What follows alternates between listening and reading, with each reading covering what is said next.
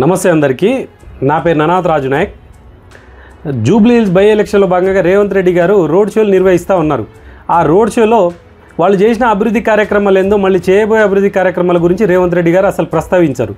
కానీ రేవంత్ రెడ్డి గారు మూసి ప్రక్షాళన నాకు చేయనిస్తలేరు, మూసి ప్రక్షాళనకు బీఆర్ఎస్ పార్టీ అడ్డుపడతా ఉన్నది, మూసి ప్రక్షాళనకు అడ్డుపడితే వాళ్ళందరినీ తీసుకెళ్ళి మూసిలో పండబెట్టి తొక్కుతా అని రేవంత్ రెడ్డి గారు మాట్లాడుతూ ఉన్నారు.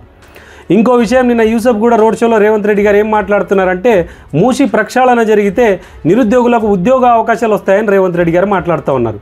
రేవంత్ రెడ్డి గారు ఉద్యోగాల అవకాశాలు వస్తాయని అంటున్నారు, నేను ఉద్యోగ అవకాశాలు రానని చెప్తున్నా. రేవంత్ రెడ్డి గారికి దమ్ముంటే నాతో డిబేట్కి రమ్మని చెప్పండి. ఒక సామాన్య మానవుడు ప్లస్ ఒక రాష్ట్రాన్ని శాసించే నాయకుడు, మేమిద్దరం డిబేట్లో కూర్చుంటాం. రేవంత్ రెడ్డి గారు వచ్చి ఉద్యోగాలు ఏ విధంగా వస్తాయో చెప్పమని చెప్పండి మీడియా ముఖంగా. రాదని నేను నిరూపిస్తాను. ఎందుకంటే మూసి పరివాహక ప్రాంతాల్లో ఏదైతే పేద బడుగు బలహీన వర్గాల యొక్క ప్రైవేట్ ల్యాండ్లను తీసుకుంటున్నారో, ఏదైతే రాష్ట్ర సంపదన ప్రభుత్వ భూములు ఉన్నాయో అవన్నీ ప్రైవేట్ రంగాలకు ఇచ్చేయాలని రేవంత్ రెడ్డి గారు చేసిన ప్లాన్. అక్కడ కట్టేదే పెద్ద పెద్ద హైరైజ్ బిల్డింగ్లు, అమ్యూజ్మెంట్ పార్కులు, హోటళ్ళు, సైకిల్ ట్రాక్లు, బిల్డింగ్లు కడతా ఉన్నారు. అక్కడ పేద ప్రజలకు, నిరుద్యోగులకు ఏ విధంగా ఉద్యోగ అవకాశాలు వస్తాయి రేవంత్ రెడ్డి గారు? ఇది ప్రజల్ని మీరు మభ్యపెట్టినట్టు కాదా?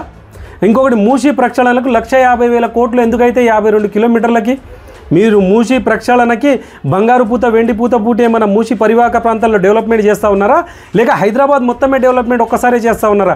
1,50,000 కోట్లు కావడానికి ఎవడబ్బా సొమ్మది? పేద ప్రజలది, తెలంగాణ రాష్ట్రం యొక్క సొమ్మది, ప్రజల సొమ్ము. ఒక ఉదాహరణ చెప్తా రేవంత్ రెడ్డి గారు. జపాన్లో సునామీతోటి చాలామంది చనిపోతూ ఉంటే, చాలా గ్రామాలు ముప్పు గ్రామాలు అవుతూ ఉంటే, అక్కడ ప్రభుత్వం సముద్ర తీరం వెంబడి 396 కిలోమీటర్లు గ్రేట్ సునామీ వాల్ నిర్మించింది. 25 మీటర్ల వెడల్పు, 50 అడుగుల ఎత్తుతోటి నిర్మిస్తే 396 కిలోమీటర్లకి 90 లక్షల చెట్లు కూడా నాటంగా అక్కడ అయిన ఖర్చు కేవలం 50,000 కోట్లు మాత్రమే. ఇక్కడ 52 కిలోమీటర్లకు 1,50,000 కోట్ల రూపాయలు ఏ విధంగా అవుతున్నాయి రేవంత్ రెడ్డి గారు? ఇది రియల్ ఎస్టేట్ వ్యాపారం కోసం కాదా? 1,50,000 కోట్లతోటి మూసి ప్రక్షాళన చేస్తే రాబర్ట్ వాద్రా బతకడా?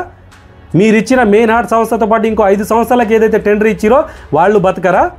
1,50,000 కోట్లతోటి మూసి ప్రక్షాళన చేస్తే ఈ రాష్ట్ర ముఖ్యమంత్రి రేవంత్ రెడ్డి గారు మీరు బతకరా? మీ కమిషన్లు లేవా దీంట్లో? పేద ప్రజలకు న్యాయం ఎక్కడుంది? ఈరోజు ఒక ఇల్లు కట్టుకోవడానికి 6 నిమిషాలు కష్టపడి 30 గజాలు, 40 గజాలు, 50 గజాల ఇల్లు కట్టుకోవడానికి సర్వం ధారబోసి ఇల్లు కట్టుకుంటే, మీరు వచ్చి బుల్డోజర్లు తీసుకొచ్చి కూలగొట్టి ప్రైవేట్ రంగాలకు మా భూములు ఇచ్చేస్తామంటే ప్రజలు ఊరుకుంటారా? మూసి పరివాహక ప్రాంతంలో ఈరోజు కాంగ్రెస్ పార్టీ యొక్క నాయకులది, ఈ రాష్ట్ర ముఖ్యమంత్రి రేవంత్ రెడ్డి గారి నాయకుడు ఎవరైతే రేవంత్ రెడ్డి గారు ఉన్నారో ఆయన మనసు బండరాయి అయిపోయింది. పేద ప్రజలు ఒక పర్స్ నుంచి డబ్బులు లెక్క పెడితే ఈ రాజకీయ నాయకులు సంచులతోటి లెక్క పెడతా ఉన్నారు. అందుకనే పేద ప్రజల యొక్క కష్టాలు వీళ్ళకి తెలియవు, పేద ప్రజల యొక్క ఏడుపులు పెడబొబ్బలు వీళ్ళకి తెలియదు. మీరు ఎప్పుడైతే పేద ప్రజలను అర్థం చేసుకుంటారో ఆ రోజు తెలంగాణ రాష్ట్రం బాగుపడుతుంది. మీరు ప్రైవేట్ రంగాలకు ఇవ్వడానికి, ప్రైవేట్ రంగాలకు అప్పడంగా ఇవ్వడానికి పేద ప్రజల యొక్క ఇండ్లు కూలగొట్టుకోమని పేద ప్రజలు మిమ్మల్ని ఆహ్వానిస్తారా?